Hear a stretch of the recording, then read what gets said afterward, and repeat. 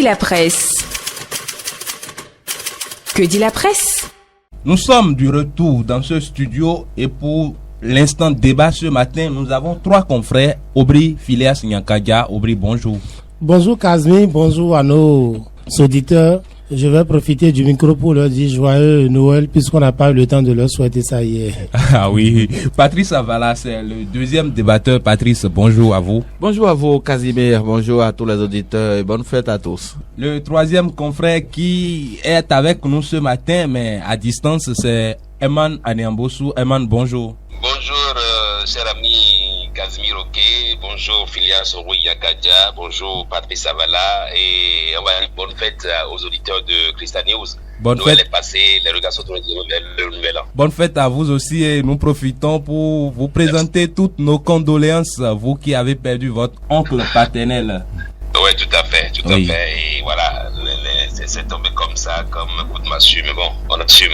Alors, On est là pour assurer les arrières. on reste avec vous ce matin. On commence avec toujours le discours du chef de l'État sur l'état de la nation ce vendredi 20 décembre 2024 et nous allons aborder le volet relatif aux droits de l'homme et à la justice, un volet qui est passé inaperçu dans ce discours-là. Eman Aniambosu. Oui, je note comme tous les Béninois, que le volet justice est passé inaperçu, mais ce n'est pas le seul volet qui est passé inaperçu.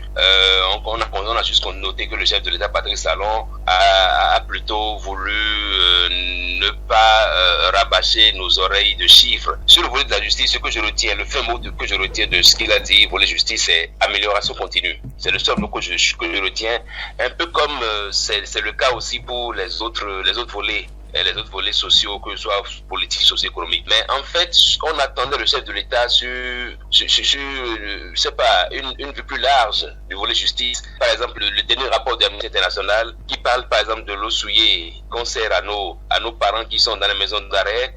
On parle également de l'absence totale d'eau quand l'eau n'est pas souillée. Je pense que c'est des éléments qui en temps normal devraient revenir dans le discours de l'État pour savoir nous dire exactement si ces conditions de vie carcérale un peu désastreuses sont aujourd'hui corrigées. Mais bon, Patrice Talon a décidé, un peu comme il a fait, je le rappelle, pour tous les volets, de passer un peu de façon laconique sur le bilan. Est-ce que c'est une manière pour lui de nous dire que tout va bien pour le meilleur, donc tout va pour le meilleur dans le meilleur des mondes? Est-ce que c'est une manière de nous dire que dans les maisons d'arrêt ça va? On parle également de conditions de vie un peu désastreuses. On dit que dans certaines conditions, nos parents sont détenus un peu de façon un peu bizarre, soit les conditions de vie sont corsées ou en fait, je pense qu'il y a beaucoup d'éléments sur lesquels les populations béninoises attendaient d'entendre le chef d'État Patrice Talon, mais malheureusement, je crois que c'est des volets qu'il a abordés de façon un peu laconique. Il a dit dans son discours qu'il n'est pas venu devant le Parlement pour faire parler des chiffres, mais qu'il est là et pour faire un discours sur l'état de la nation, même si on a compris par la suite que des chiffres ont été révélés dans le discours. Aubry Phileas Nyankadja, vous avez également suivi le chef de l'État sur le volet droits de l'homme. Que dites-vous? Oui, mais je l'ai dit lors de l'émission passée que le chef de l'État a choisi ces secteurs où il estime qu'il a réussi, où il estime que tout a été rose. Donc s'il n'a pas jugé utile nous parler de la justice, c'est qu'il sait qu'il n'a pas fait beaucoup d'efforts ou qu'il y a beaucoup de choses peut-être en cours que nous ne savions pas, et peut-être en 2025, lors de son prochain discours, il nous dira certainement que quelque chose a évolué de ce côté. Moi, je note fondamentalement que le régime de la rupture a été ce régime à qui on pourra donner le palme d'or de la violation des droits de l'homme. C'est vous qui décernez? Non, s'il y avait un prix, qu'a partagé depuis l'avènement de la démocratie à ce jour. Ce régime a brillamment brillé dans la violation des droits de l'homme et du peuple. Et c'est tout le temps foutu, justement, des décisions qui l'obligent à respecter un peu la dignité humaine. Vous n'êtes pas sans savoir que la Cour africaine des droits de l'homme nous a fait plusieurs fois injonction, justement, dans le cas de la détention de Ricky Amadougou, du professeur Joël Aïvor, pour ne citer justement que ces deux exemples connus, mais qu'il y a des milliers de prisonniers dont les doigts sont foulés aux pieds tous les jours.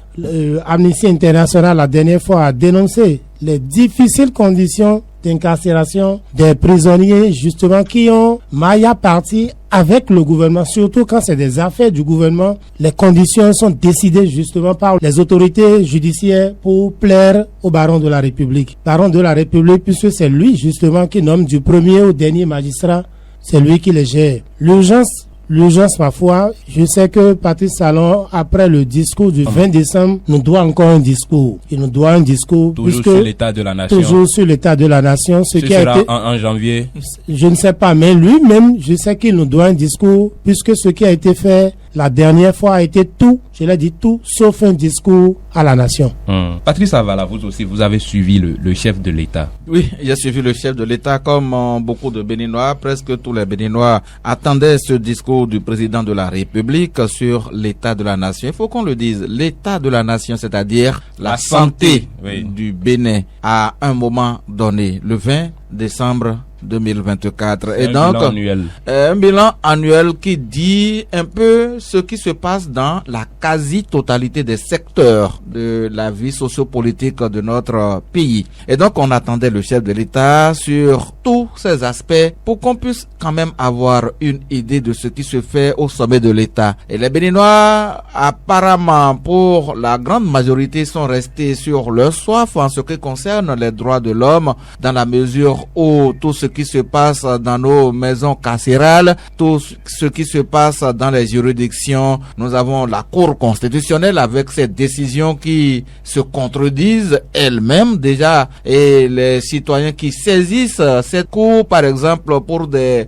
décisions à prendre sur des sujets de grande préoccupation, et ce à quoi on assiste, c'est tout sauf la justice. Ça, il faut avoir le courage de le dire. Et ça, ce n'est qu'un exemple. Vous allez à la Cour suprême, qu'est-ce qui s'y passe? Nous n'avons eu aucune information à propos. Alors, nous avons une maison aujourd'hui qui est celle qui est en vogue, la Criette, qui la juridiction qui reçoit la quasi-totalité des dossiers de justice aujourd'hui au Bénin.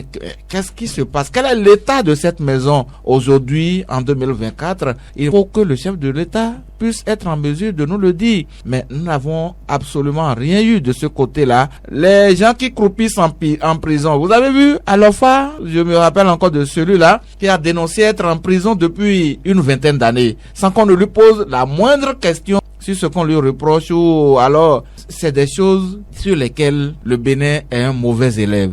Et on doit pouvoir corriger. Je me dis que lorsque l'on voit qu'il y a de reproches à se faire, c'est vrai, le chef de l'État a laissé entendre que là où ça n'a pas marché, c'est sur le plan du terrorisme. Mais il n'y a pas que ça.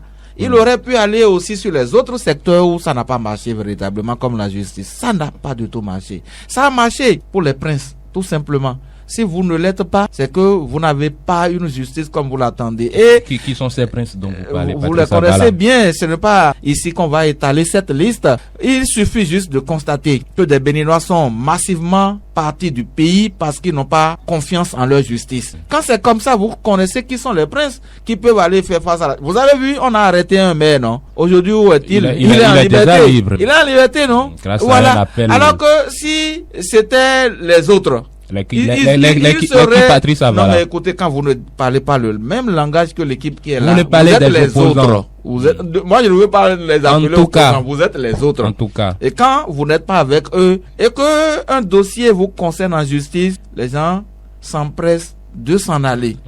Et elles n'attendent que quoi? Le départ de ce régime. Que la divine miséricorde les entende afin que le régime parte effectivement, afin qu'ils reviennent au pays. Sinon, peut-être ils vont devenir apatrides, ou bien ils vont choisir une autre nationalité, ne plus être béninois. Et puis chez nous-mêmes on en a fait, hein. Il faut aussi le rappeler. Comme Kouché aujourd'hui qui n'est pas béninois apparemment, parce que ne disposant pas de pièces du Bénin, on l'a déchu de son passeport. Et donc voilà un peu de choses aujourd'hui sur lesquelles on attendait le chef de l'État. Mais les Béninois sont restés sur leur soif. Et comme l'a dit Aubry tout à l'heure, il a certainement un deuxième discours sur l'état de la nation pour nous révéler effectivement quelle est la santé du Bénin aujourd'hui lorsque nous nous apprêtons à finir l'année 2024. Et quel sera le moment pour ce discours? Il appartient au chef de l'État de choisir le moment. Nous, on n'a Alors pas... que vous-même, vous savez très bien que selon la Constitution, c'est une seule fois et Oui. c'est pendant cette période-là. Je suis absolument d'accord avec vous, Casimir. Oui. Mais la politique du pays est déterminée par le chef de l'État. C'est lui qui a choisi d'aller parler de certains secteurs et laisser d'autres. Et peut-être, vous savez, nous allons à la fin de l'année, il a un message de nouvel an au peuple béninois encore, pas devant l'Assemblée nationale. Peut-être qu'il va profiter pour parler des détenus politiques, puisqu'ils ne sont même pas prêts à reconnaître qu'il y a de détenus politiques au Bénin. Des sujets sur lesquels on va revenir certainement, Patrice Avala. Comme vous le voulez. Comme on parle du secteur judiciaire, Emmanuel Niambossou, je rappelle les propos du chef de l'État. Il dit, le secteur judiciaire s'améliore de plus en plus, même si l'effectif des magistrats nécessaires reste largement insatisfait, faute de postulants qualifiés. Mais l'État met les bouchées doubles pour combler le déficit et assurer la formation. Alors le gouvernement prend comme problème au secteur judiciaire de postulants qualifiés. Nous sommes encore qualifiés une fois encore de désert de compétences. Emmanuel Niambossou.